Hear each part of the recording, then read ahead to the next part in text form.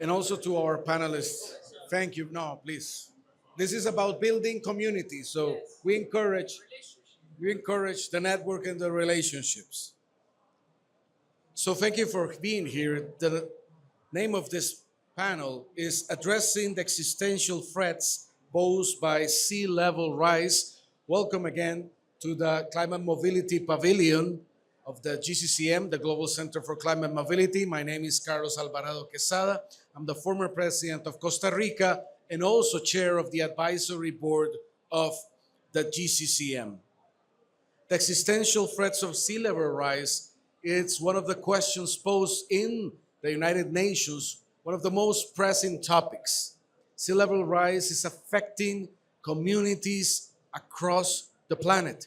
We have seen its existential threats in the Caribbean, where many of the atoll islands are literally fighting for their existential survival, for their survival, but we see that communities all across the planet on the coast are suffering similar threat.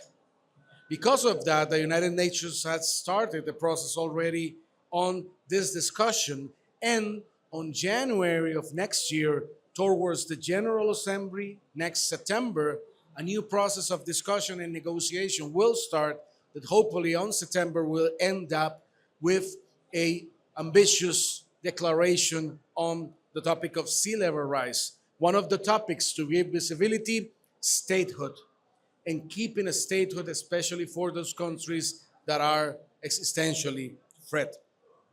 We have an excellent panel to discuss this, which I'm going to present. The Minister for Natural Resources of Niue, Her Excellency Mona Anui. Welcome. We have the Minister of State for Climate Change and Sustainability from Ghana, His Excellency Seydou Isifu. And both of them are going to be doing the first remarks because, as we know in COP, we have many venues to attend. So at some point, they will have to leave the panel. We have also the presence of the head of delegation and permanent representative of Cabo Verde to the UN, Her Excellency Tania Romualdo. Welcome back. We also have the Deputy Permanent Secretary of the Gambia, Mr. Boubacar Saidi Jallo. Welcome, sir. And finally, but not least, we have Mr. Francesco Corbara, Special Envoy for Climate Change from Italy. Thank you for being here. We expect also that during the panel, as we know we are all moving, we'll have also the presence of Mr. Todd Crad, Head of Delegation and Chief Negotiator from New Zealand. But without further ado, we'll start with the interventions, starting in the order we're sitting, and I'll request in that order that each panelist takes the podium to give their address. Ma'am, the floor is yours. You want to? As you wish. You see, we serve here a la carte. Great. That's brilliant. And I thank you, moderator, and I'd like to acknowledge my fellow panelists. Also to acknowledge my name is spelled, it's incorrect, but that's okay because I'm Mona from Moana Nui, the Pacific Ocean. So you can remember me as Moana. Not as pretty as Moana, but I'm around there. So I'm very privileged to be given the opportunity to speak on such an important matter for us in the region, in the Pacific region. This is something that has been a conversation within our communities, especially the low-lying atolls. I come from one island, one of the highest raised atolls in the world. So we're very fortunate. Although things have changed over the years, so we're seeing this issue is continuing, but we're also facing some of these realities as well. So I was given 3 questions in regards to this topic. And the first one was on the declaration of leaders on Sea Level Rise Summit. I'm pretty sure that everyone is pretty versed with this declaration. And for our opinion on this, that leaders need to reaffirm the the ITLOS and ICJ advisory opinion. They recognize the responsibilities of polluting states to stop the course of sea level rise and to provide support to those most affected by level rise. Also, this is most clearly seen in small island developing states. As I said, low-lying atoll nations are on the front lines of these impacts. The water and food security is being contaminated by salt water, and inundation is already causing both major economic and non-economic challenges. Leaders can reaffirm their commitment to ensuring that once maritime zones are fixed under UNCLOS, they cannot be rescinded even if their land disappears underwater. The sovereignty and jurisdiction of their space must remain. Also, the support for the legal protection of people forced from their homes must be, that's not us, right? From their homes must be established to protect both displaced communities and receiving communities. Cultures and traditions and traditional practices should be preserved for future generations. Like Tuvalu. Tuvalu has got an amazing example of this in its digital twin initiative. And funding for all of these efforts must be provided by polluting states and in a way that provides for long-term support to communities affected. The second question, and I'm sorry, I'm doing it all in one because I need to leave. So the second question is on, given the complex relationship, how can international communities support? Firstly, support for conversation amongst the affected in the cultural context of their homes and with both traditional experts and international experts to facilitate difficult conversations and develop appropriate approaches which are site specific, as well as developing financing approaches that ensure a phased approach and meeting communities where they are. Some of our countries have already developed these relocation policies and trust funds. Invest in Earth observation systems like Digital Earth Pacific to help identify where these hotspots are and start an approach early on considering options so it is socially palatable before anyone has to be physically moved. And lastly, listen to local leaders and cultural contexts and empower these leaders to guide discussions and co-create solutions. And the last question on concrete solutions to address threats posed by sea level rise. Limit global warming to 1.5 degrees for starters, and start meaningful NDC targets and follow through. This needs to be acknowledged and not just a political aspiration, but an obligation because it is, as the ICJ advisory opinion clearly outlines, put funding into existing country level mechanisms that are already dealing with these challenges and have proven to work. National trust funds, trusted partners already working with communities addressing climate change, or regional tailor-made approaches like the Pacific Resilient Facility, which was set up to help with this kind of impact. Call on countries to develop national law and approaches that implement the ICJ advisory opinion on state responsibility and climate change. This is critical. We cannot continue to skirt around the elephant in the room with the naked emperor. Continued greenhouse gas is breaching international law and obligations. Not providing sufficient law finance for those impacted most is also breaching obligations as a result on untapped pollution, and make a pledge to future generations that we will not continue to mortgage their future. I thank you for the opportunity to share our stories and our opinion on the topic that is very important to us in the Pacific. God bless.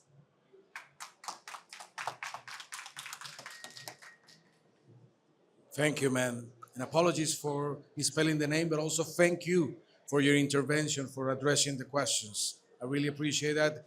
And the work of GCCM is actually directed to support those communities in most pressure because of sea level rise. So we really thank your presence. Now we follow with the order with the minister from Ghana. Thank you very much. Let me first of all show appreciation to Global Center for Climate Mobility for pulling us together this evening for us to have this all-important conversation. I see it to be critical because the topic chosen, threats posed by sea level rise, is very, very important. In Ghana, we have suffered a number of times from the threats and effects of rising sea levels. So for choosing this topic, I say congratulations to Global Climate Mobility in advance for that. My gratitude also goes to colleague panel members who are here today to join us have this conversation, and for that matter, our audience. Your Excellencies, distinguished delegates, ladies and gentlemen, I say thank you for this opportunity. In Ghana, we feel the tide literally at our doorstep because every 2 or 3 years, we have overflooding as a result of sea level rise, which consume farmlands, pollute water bodies, and it is a ritual. It's a barely 2-year annual affair that comes. So that tells us that it is time for us to understand that the threat of climate change is a reality. It has come to stay, and we must take decisive steps to be able to address these challenges. Global average sea level has risen above 20 centimeters since 1900, and it is accelerating. The Intergovernmental Panel on Climate Change, IPCC, projects that a further 3.3 to 1 meters by 2100 is estimated to is estimated to be the effect of the climate change. For low-lying coastal nations, even a half-meter rise can displace millions, undermine food security, and erode cultural heritage. In Ghana, the 250-kilometer coastal hosts 30% of our population and 60% of our industrial output will be affected. So if you look at the World Bank country report, for instance, in the year 2020 alone, Ghana lost $195 million as a result of rising sea level, owing to flooding and other related climate shocks. So that tells us that we have to be interested in this phenomenon. We have to be interested in the hazards of climate change. And it is estimated that by the year 2050, if something is not done now about it, Ghana stands to lose $550 million on annual basis. So this is a call in the right direction for us to open the conversation to look at how we have to address this challenge. So vulnerable communities, to a large extent, are affected. water bodies polluted, forcing people to migrate from one community to another, and also threatening food security. The Volta River and the Gulf of Guinea are hotspots in Ghana. Recent storms have breached sea walls, flooding villages and contaminating water bodies, destroying farmlands, and threatening livelihood. So, distinguished ladies and gentlemen, this particular conversation is very important for us because of the level at which farmlands are washed off, water bodies are polluted, making it increasingly difficult for us to have water, good drinking water, forcing families to flee from their rural communities, looking for greener pastures in urban centers and things like that. So I think it is important for us to look at this and also find ways to respond to that. We are mapping vulnerable areas in Ghana, for instance, restoring mangroves and constructing nature-based seawalls that will support fisheries communities. We are also promoting salt-tolerant crops and drip irrigation to preserve food production in affected zones. Working with local chiefs and civil society organizations to develop dignified, planned resettlement that protects cultural heritage. We are aligning our nationally determined contributions with the Green Climate Fund to secure dedicated adaptation resources to support this canker. Sea level rise knows no borders. The Gulf of Guinea requires a joint monitoring network and shared early warning system. We call on our partners in the African Union and the UNFCCC to support a coastal resilient pact that channels climate finance directly to vulnerable communities. Developed nations must honor their commitments to loss and damage financing. The current $738 million fund is a fraction of what is needed. So the call to action, we need to scale up investment in nature-based solutions and climate resilient infrastructure. Fast-track the capitalization of the loss and damage fund so that frontline communities receive the resources they need now. Strengthening international cooperation on data sharing, technology transfer, and capacity building. Sea level rise is an existential threat, but it's also an opportunity to forge a new era of climate solidarity and climate diplomacy. Ghana is ready to lead and to partner because the health of our coast is the health of our planet. Together, we can turn the tides together. On this note, I want to thank you very much for this opportunity and to also say that Ghana is resolved to partner well-meaning international agencies and bodies to take advantage of climate financing to build resilience and support deplorable communities. Thank you very much.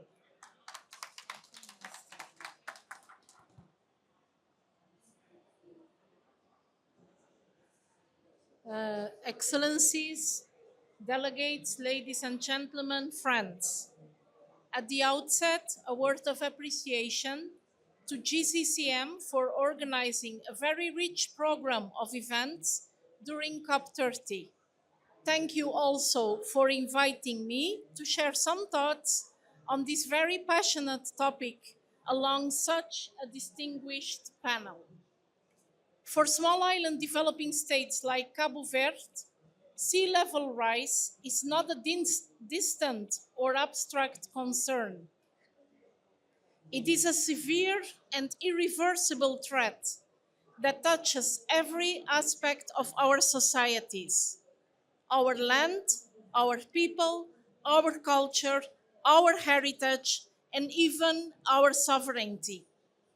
What we are witnessing across the world's coastlines, from the Pacific and the Caribbean to Africa and Asia, is the slow motion erosion of homes, cultures, entire villages, and nations.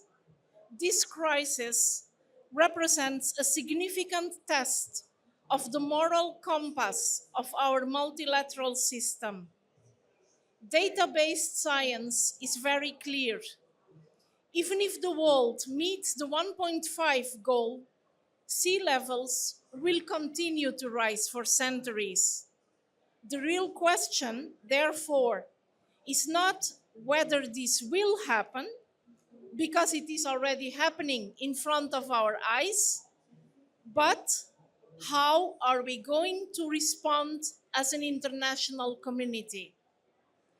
At the UN Sea Level Rise Summit, convened last year under the leadership of Secretary General Antonio Guterres, we collectively recognize that sea level rise poses unprecedented challenges to international law, human rights, and even statehood itself.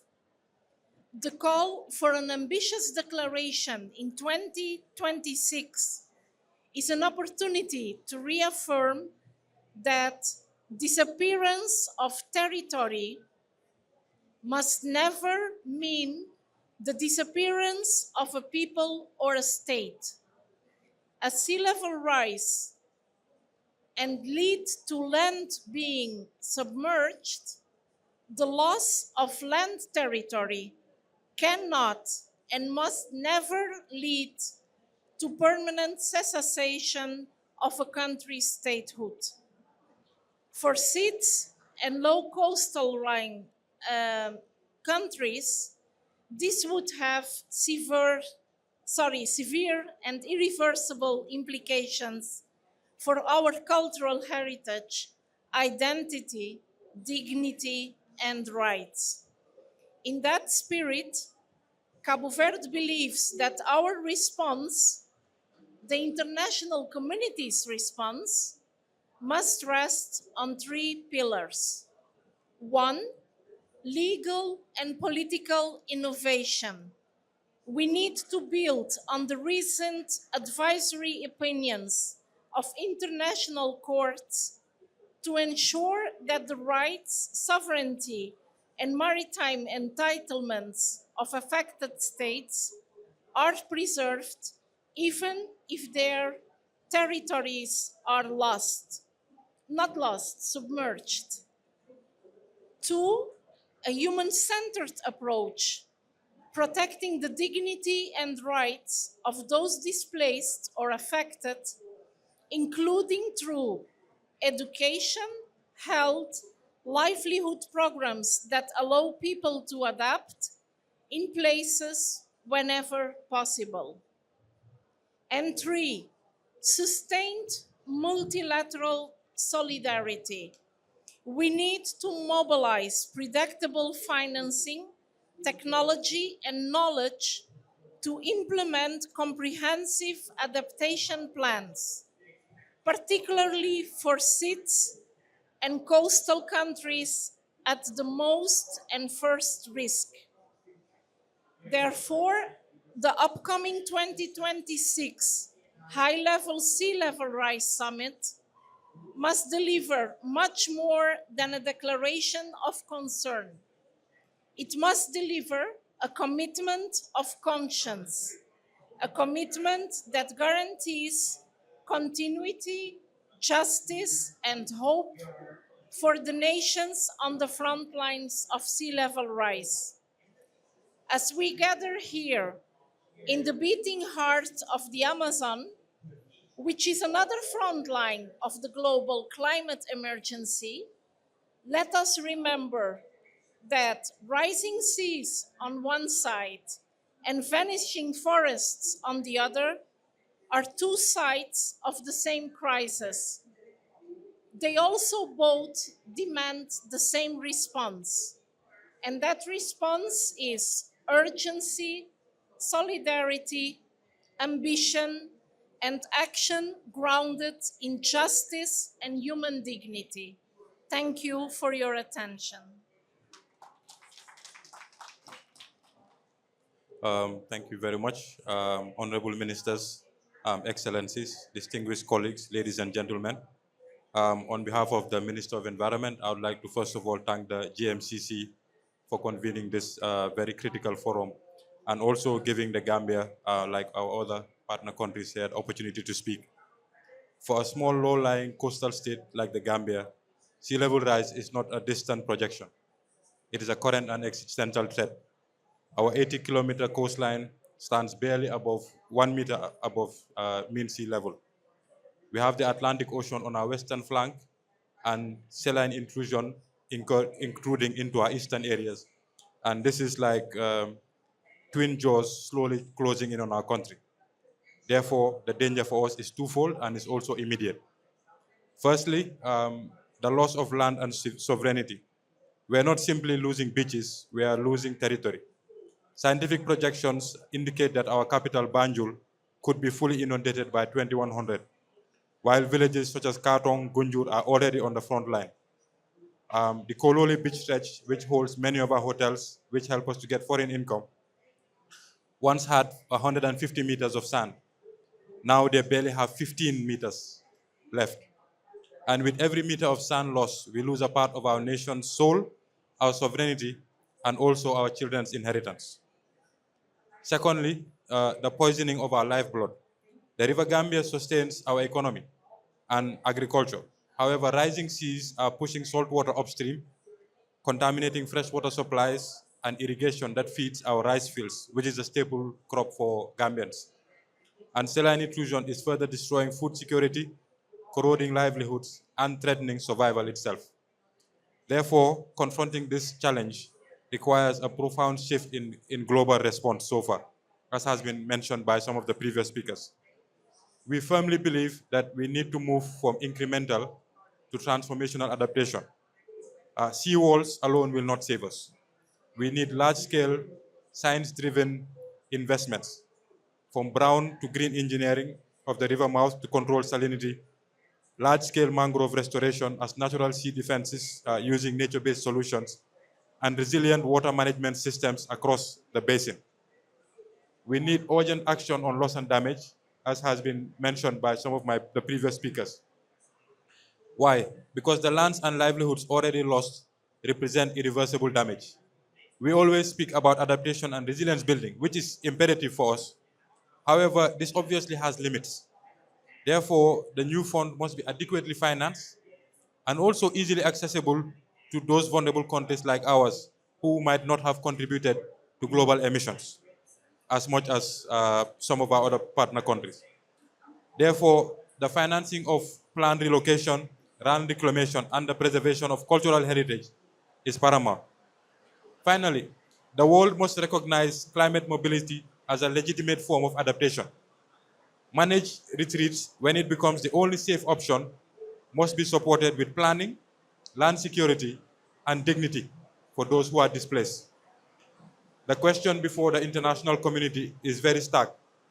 Will you continue to watch as nations, as cultures, and as people are slowly erased from the map, or will we together act with the urgency that this moment demands? Ladies and gentlemen, the survival of the Gambia and countries like Cabo Verde or Ghana and all low-lying states is the ultimate test of our shared commitment to climate justice. Thank you.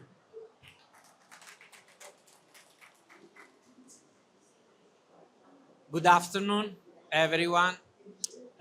First of all, it's a real pleasure for me to be here with you because, first of all, we are a friend. We are family. Italy knows this very well. What is written there, the sea level rise, is a real dangerous situation for us. But why? Probably there is a big mistake behind this. Someone thinks that we have to save the planet or something else. But first of all, we have to save our life, our heritage, our economy, our culture. This is crucial. We have to start from this point if we want to recognize the challenge behind the climate change. The challenge behind climate change is not connected with strange ideologies, but is connected with our life. And is a problem of security for our country, of economy of our countries. And I believe that is really important to discover again what we have in common. We are living in a world that normally is able to put in evidence the differences behind us, among us. Instead, we should be able to change the narrative, starting what we have in common. And what is what we have in common? The house. We are under the same roof, our planet. And some consequences of climate change can really affect our economy, our culture, our life. First of all, the sea level rise. We started to see this in Italy. For this reason, you can have Italy close to you. Because first of all, we have the opportunity to touch with our hands what is the sea level rise. My town is Ancona. Ancona is on the Adriatic coast.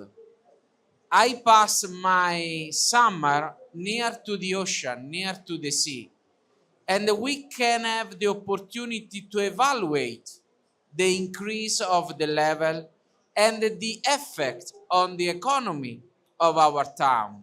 So for us, it's not difficult to recognize this, but sometimes it's difficult to widespread these knowledges. For this reason, I look in front of me the younger girls, younger generation.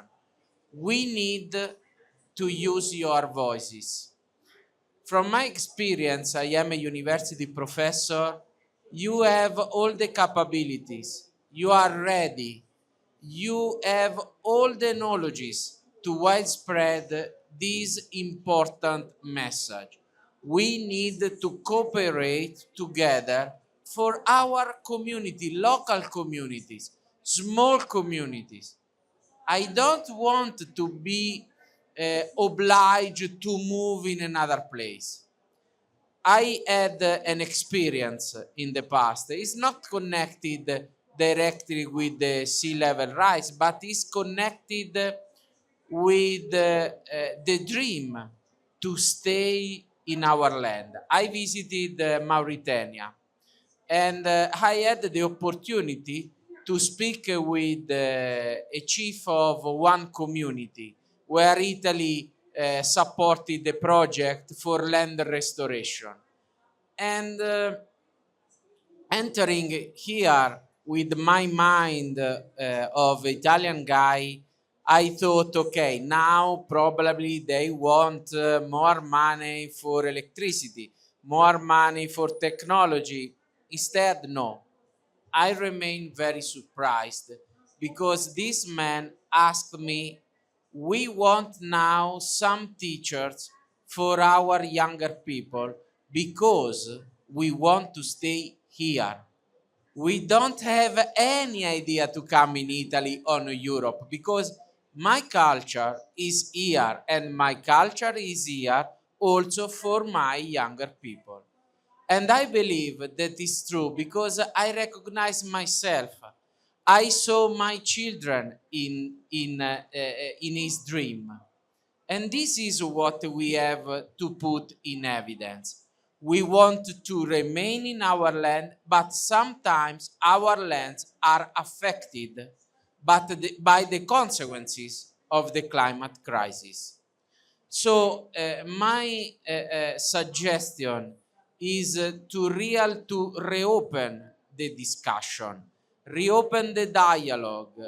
Yell our dialogue needs dialogues to find a way to put the project that we have, because we have a lot of ideas, a lot of projects, but sometimes the real obstacles is that we are not able to speak the same languages. And it's not a problem of English, French, or Italian. It's a problem of mentality. It's a problem that sometimes brings us to put in evidence, as I told you, the differences among us. But we are on the same ship. Is sometimes a problem of time, not more than this. But climate crisis is happening right now, and again, is not a problem of the planet. Planet is older than us and keep for a lot of other years. It's not connected, but is a problem of our connection with the planet. We need to discover this if we want to achieve some important result. Italy is here and is here to support this issue because it's a problem of security of all our countries. So be ready and remember, Italy is a friend because we know how this problem is affected our economy. Thank you very much.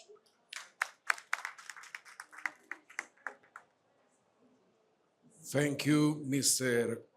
Corvaro, Special Envoy for Climate Change for Italy. As we said at the beginning, the Minister of New had to excuse herself to attend another commitment, but also we have given an excuse in advance for the Mr. Todd Prott, who is the head of negotiators of New Zealand, who has joined us and who we give now the floor. After that, we'll be opening for some questions for our panelists. Thank you. And ministers, excellencies, colleagues and friends, I apologize for my lateness as my duties have kept me elsewhere. But as a nation in Te Moana Nui Kiwa, the Blue Pacific, for New Zealand, working with our partners on sea level rise is a priority. I warmly thank the Global Centre for Climate Mobility for bringing us together. Consistent with the sovereign equality of states, the international community should respond to the priorities of small nations as well as the large. When the most affected states are telling us that sea level rise is one of their most pressing issues of concern, we must cooperate to respond to those concerns. It was therefore very significant that in 2024, the UN General Assembly, for the first time, had a high-level meeting on sea level rise. New Zealand was proud to co-chair a panel on the legal dimensions of sea level rise at the 2024 high-level meeting, following our co-facilitation of preparations for it. The Pacific Islands Forum and the Alliance of Small Island States have led the way on the legal dimensions in their landmark declarations on the continuation of maritime zones and statehoods, notwithstanding sea level rise.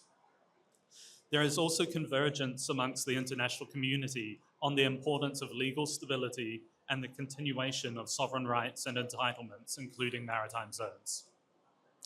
That UNGA high-level meeting on sea level rise in September 2024 has successfully paved the way for an action-oriented declaration on sea level rise in 2026. It is critical that the international community cooperates to protect those that are most affected. It is in all of our interests to mitigate the risks presented by intensifying adverse impacts of natural disasters and environmental degradation that can lead to severe water insecurity, food insecurity, increased competition for increasingly scarce resources, and consequent conflict and human displacement within and across borders. And so New Zealand has actively been supporting Pacific-led efforts to address issues related to climate-induced people movement in the Pacific, including by supporting regional dialogues, funding for technical assistance to governments that are developing climate mobility policies, and commissioning actionable research. We also make a range of contributions to support the crucial adaptation efforts that allow communities to stay in place, where families can maintain their ties to their land, culture, and identity in place. So we value this opportunity to continue the focus on addressing this threat. Thank you. Thank you, Mr. Crow, and we really appreciate you being here because we know all the different commitments, but it's also a testament of how important the importance you give to this topic. So we'll now open the floor for a couple of questions for the audience to our panelists. If you have a general one or a direct one, please state that. And any questions from the audience, please? We have 1, 2 questions there. 3 questions. We'll take those 3 questions and then we come back to the panel. As we have 1 microphone, we'll be very democratic as we have been here. Thank you, sir. Who's the first?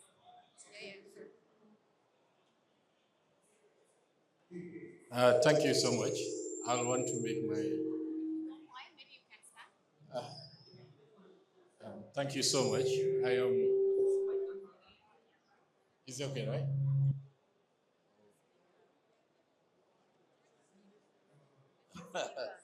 Okay. I guess I will speak loud. Thank you. I'd like to thank the panelists for taking us in detail about their countries and what they're facing. My question is directed to the Honorable Minister from Ghana. He spoke about the impact of sea level rise. I'm a bit curious to know about saline intrusion. What is, you can't hear still, right? I want you to tell us more about saline intrusion, the impact of sea level rise on saline intrusion in Ghana, and how you are working to combat the saline intrusion. Thank you.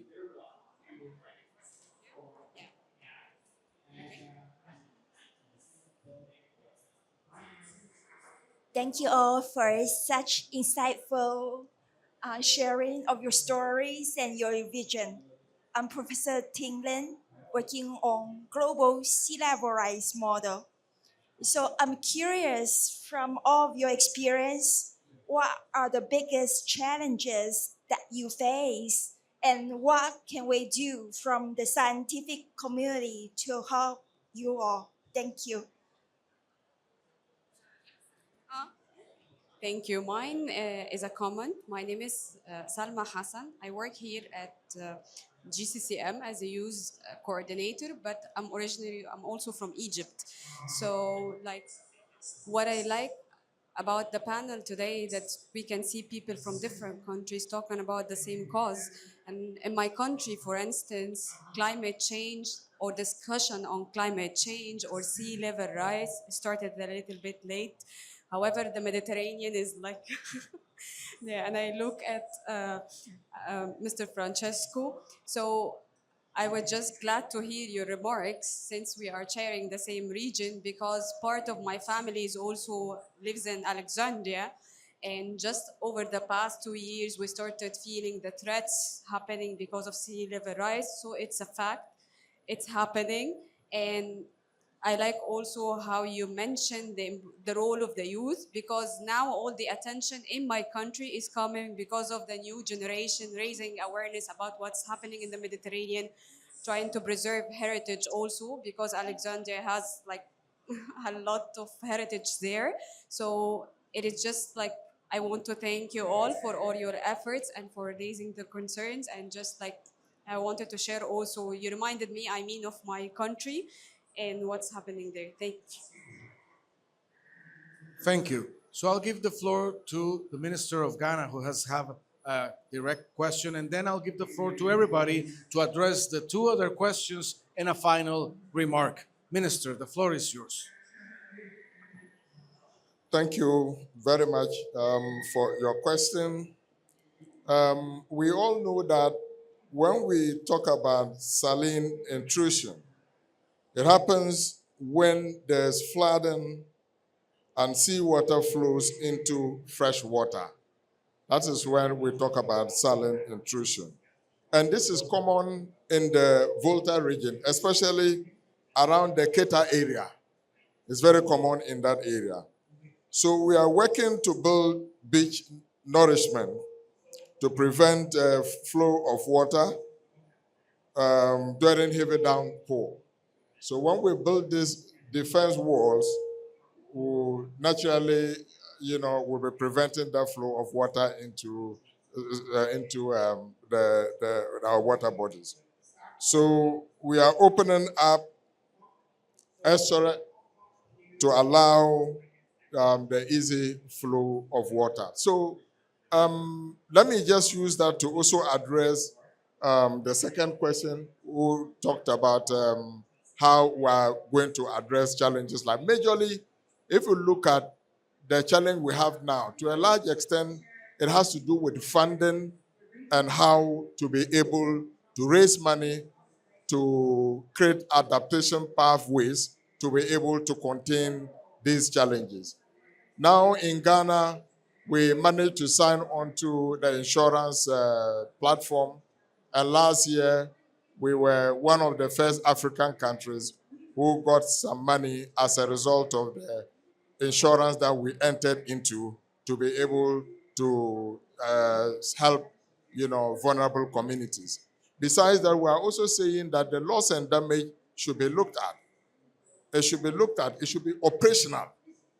Okay, we should operationalize it. And we should scale up funding into the loss and damage. Because these acts are not the fault of the vulnerable communities. But they keep, suffering from it. Somebody is causing trouble somewhere, and another person far away is bearing the consequences. This is part of climate justice that we're talking about. So a collaboration of all these things and working together, is something that is very critical. And I'm sure once we do that, we should be able to raise the needed funding.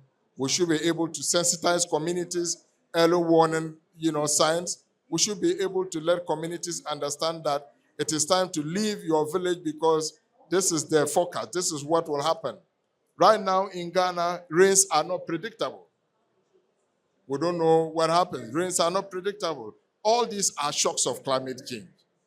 And these contribute into the sea level rise, pollution, and all those things that we're talking about. So it is time to take action now.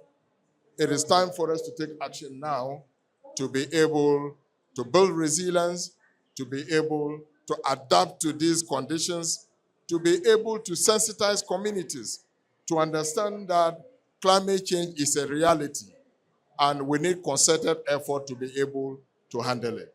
Thank you.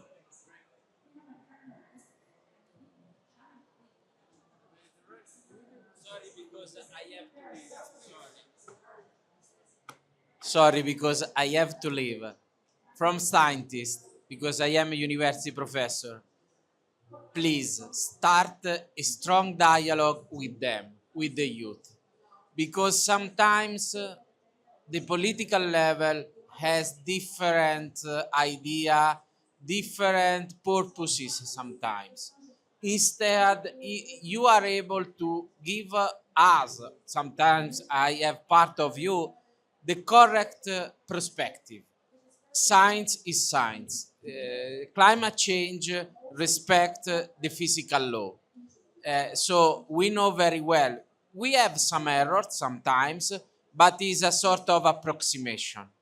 And about the Egypt, we need to discover again the role of the Mediterranean area.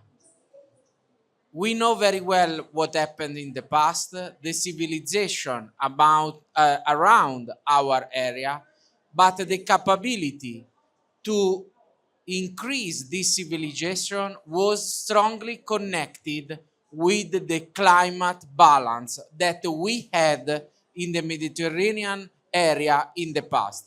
Now the Mediterranean area has a big issue because it's a really big hotspot, and their big issue connected with us. Next year in Italy, we are planning to host the first Mediterranean Forum for Water. And this is a real big opportunity to rediscover that we are part of the same family. Sometimes I use this example. Italy is the south part of Europe, but also the north part of Africa. And we would like to use our position to have the possibility to create a bridge between Africa region and Europe. So we need to join our forces in this direction. And thanks for your hospitality. Sorry, but I have to go on the other panel out of the COP. So very tough. Thank you very much. On science, we definitely need scientists to work with us. It's thanks to science that the two international courts could work and present advisory opinions based on scientific facts. So this is not some delusion, or there were really very strong scientific data that helped both the ICG and ICLOS to come up with their advisory opinions on climate change and on sea level rise. So you need to continue this very strong work to support, science and politics and civil society. We all have to work on this together. Otherwise, it will not go anywhere.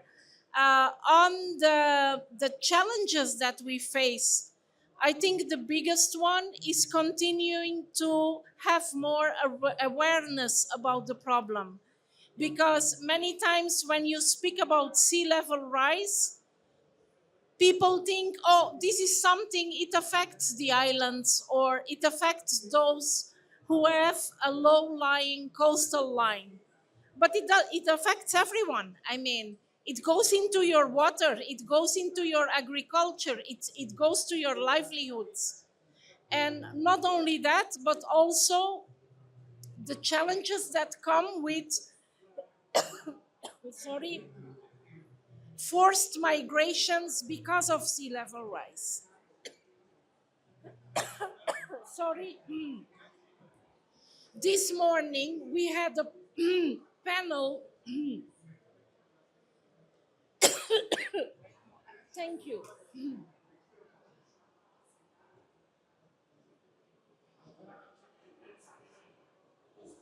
I hope that solved it. Thank you, Minister. So this morning we had a panel on climate mobility, and we are speaking about those communities who are forced to leave their home village or country, not because they want to migrate, but because there are no longer conditions for them to continue to live there. So that's another challenge. Make sure that those communities who end up being forced out of their place have the best conditions to move out in safety and with dignity. Because if they are already losing their home, they should not lose any other of their rights. So I think those are the big challenges ahead of us. Continue to work on it, continue to raise awareness, and of course, continue to be as ready as possible to face the climate crisis. There is one thing that I had not mentioned in my intervention. Last year, 2 years ago, when we were preparing for the high-level meeting on sea level rise, so that was September 24, in New York, our delegations worked during 9 months to prepare that meeting. Even among ourselves, AOSIS, we had no agreement on some of the issues. One particular one is the use of existential in relation to the threat of sea level rise, because existential has juridical implications. Now AOSIS has an agreement. This year in September, the leaders met and their declaration was on sea level rise, on the existential, sorry, not this year, but there is a declaration on the existential threat. So AOSIS position is, even if sea level rises that much that entire islands or countries disappear, but that territory still belongs to that country. So I may lose my land, but I don't lose ownership over that territory where the land was and the 200 maritime miles around it. I'm entitled to explore it because it's mine. So no sovereignty loss. Thank you. Thank you. That's a really important point, and it's something that we've been proud to work with the Pacific on. Just on the science point, I wanted to make 2 points in response. The first is that science helps us see beyond the obvious, right? Is that sea level rise is not an issue of just territorial submersion, but saltwater intrusion, other things. And so understanding that helps us understand those broader adaptation needs. So that's point one. The second point is that while science is technical, here it isn't, in that it's absolutely critical to underpinning good policy. It's absolutely critical to understanding the real human impacts here, and therefore empowering people to make real choices about that, to see things coming and to make informed choices there. And I do want to point to some of the work that's being done in Pacific countries, for example, in Fiji, to do exactly that and to enable communities to make those choices with dignity there, and that's being underpinned by good policy and underpinned by good science. So absolutely critical.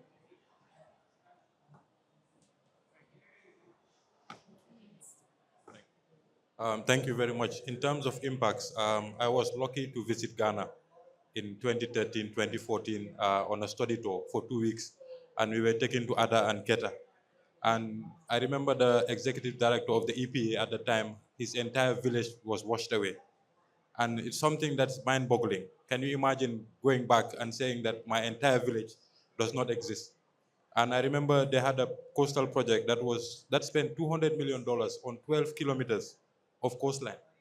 So you can see the problem that we face and the amount of finance that we need.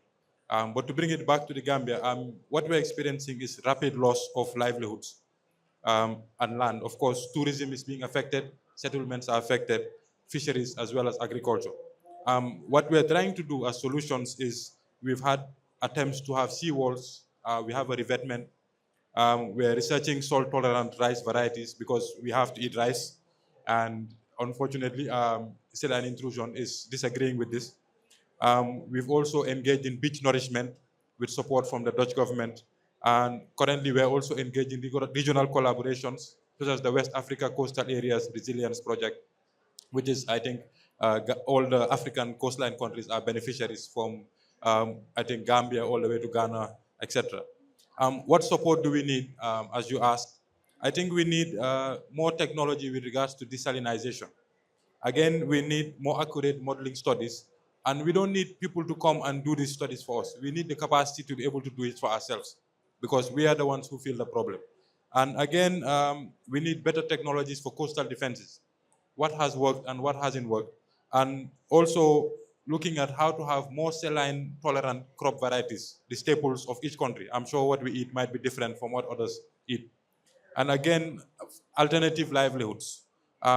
When you come to climate change adaptation, infrastructure is important, but livelihoods is imperative, because you can build as many bridges you want, you can build as many seawalls, but if people don't have enough food to eat, it doesn't solve any problems. So thank you.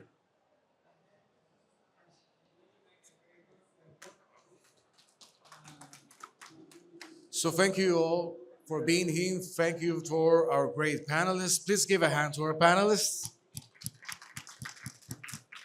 And for closing, we just have the family photograph to remember this occasion. Thank you all for being here. Thank you. Thank you.